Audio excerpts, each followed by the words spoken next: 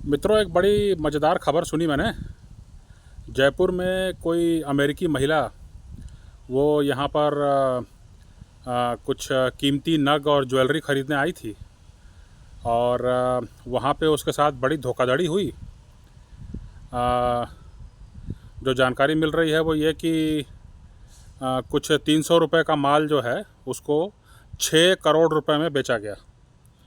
300 रुपये का माल, भारतीय रुपए में 300 रुपये का माल जो है वो 6 करोड़ रुपए में उसको बेचा गया, है ना। और बाकायदा जो है सर्टिफिकेट वगैरह जारी करके उसको दे दिया गया कि ये आपके लिए, आपने 6 करोड़ रुपए इसके लिए भुगतान किया है, ये 6 करोड़ का माल है। अब समझने वाली बात यह है कि बाद में जो है महिला ने कहीं और जचवाया होगा उसको, तो ये बात सामने आई कि इस पर तो जो है वो गोल्ड पॉलिश किया हुआ है और ये एक्चुअली में 300 का माल है ना। तो ये तो धोखाधड़ी हुई, ये तो बहुत बड़ी धोखाधड़ी हुई। तो इस धोखाधड़ी के बारे में जो है व्यापक रूप से जो है रिपोर्टिंग हुई है ना। आप जाएंगे गूगल में सर्च करेंगे तो आपको मिल जाएगा, है ना। एफआईआर वगैरह दर्ज हुई है। मेरा जो वीडियो बनाने का मकसद है वो ये है कि आम तौर से मैंने ये देखा है कि आम तौर से एक ही प्रकार की घटना होती है लेकिन हमारी प्रतिक्रियाएं अलग अलग होती हैं, है ना। अब 300 रुपये की चीज़ जो है उसको 6 करोड़ रुपए में अगर बेचा गया तो ये बहुत बड़ी घटना है। इस पर सनसनी फैलेगी और इस पर जो है जिस बाज़ार में उसके साथ ये घटना हुई है उस बाज़ार पर सवाल उठेगा कि भाई यहाँ पर और कितने ऐसे लोग बैठे हुए हैं जो इस प्रकार का काम कर रहे हैं, है ना। लेकिन आप इसको इस रूप में देखिए, एक दूसरी घटना जो समान रूप की है उसको देखिए, है ना।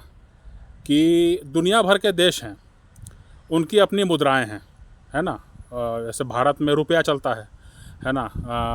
बांग्लादेश में टका चलता है, या ब्रिटेन में पाउंड चलता है ना। ऐसे कई प्रकार के दुनिया भर के देश हैं, उनका अपनी मुद्रा है।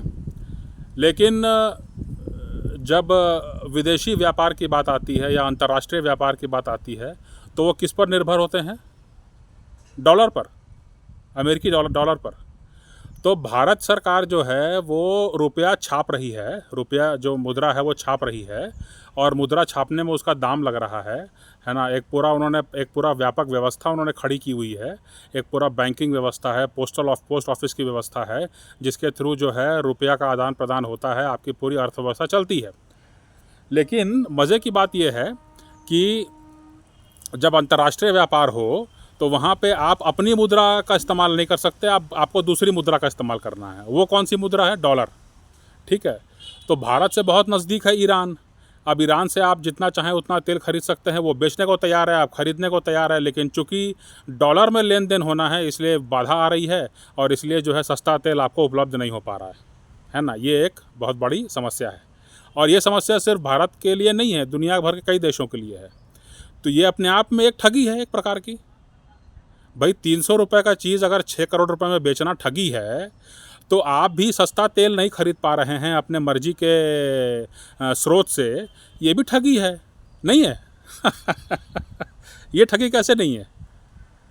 आप रुपया छाप रहे हैं, रुपया का अवमूल्यन हो रहा है, रुपया का जो है उसका मूल्य ऊपर नीचे जा रहा है ना। तो रुपया आपकी मुद्रा है, आपने इसको सॉवरन, आप एक सॉवरन देश हैं, तो कायदे से तो होना ये चाहिए कि आप अपनी मुद्रा में व्यापार करें।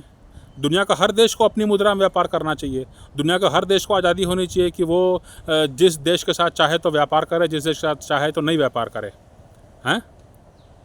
लेकिन क्या ऐसा है? नहीं है। तो भारत जितना बड़ा देश जो है अंतर्राष्ट्रीय व्यापार करने में कहीं ना कहीं उसको वाशिंगटन का मुंह देखना पड़ता है अगर, तो ये भी ठगी है, नहीं है? जिसने भी ये डॉलर की व्यवस्था को स्वीकार किया और उस पर निर्भरता बढ़ाते चले गए, वो ठगी हो गया ना हमारे साथ, तो नहीं हुआ। तो जिसके साथ भी ठगी होती है उसके साथ सहानुभूति रखनी चाहिए, है ना।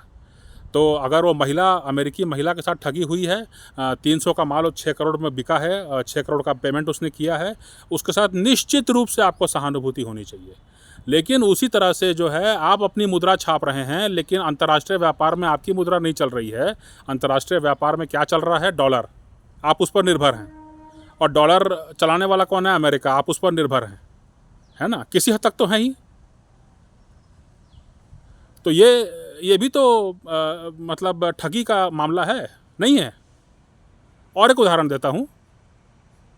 जब अमेरिकी बाजारवाद को स्वीकार किया गया, जब अमेरिकी बाजारवाद को स्वीकार किया गया तो ये कहा गया कि भाई दुनिया में हर किसी के लिए नौकरी होगी, दुनिया में हर कोई संपन्न होगा, क्वालिटी ऑफ लाइफ बेहतर होगी, स्टैंडर्ड ऑफ लिविंग बेहतर होगा, है ना? पुरुष ही नहीं आदमी, पुरुष ही नहीं औरत भी और तृतीय लिंग भी सबके लिए काम होगा, है ना? सबकी क्वालिटी ऑफ लाइफ बेहतर होगी, है ना? जिसको जो मन में आएगा करेगा, वो पैसा कमाएगा, है ना? फ्रीडम ऑफ एक्सप्रेशन होगा, फ्रीडम ऑफ एंटरप्राइज होगा, ये कहा गया।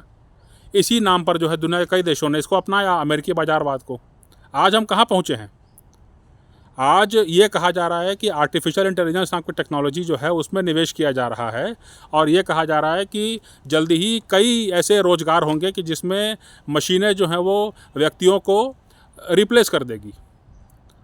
तो ये ठगी नहीं है? इस ठगी में तो हम सब शामिल हैं।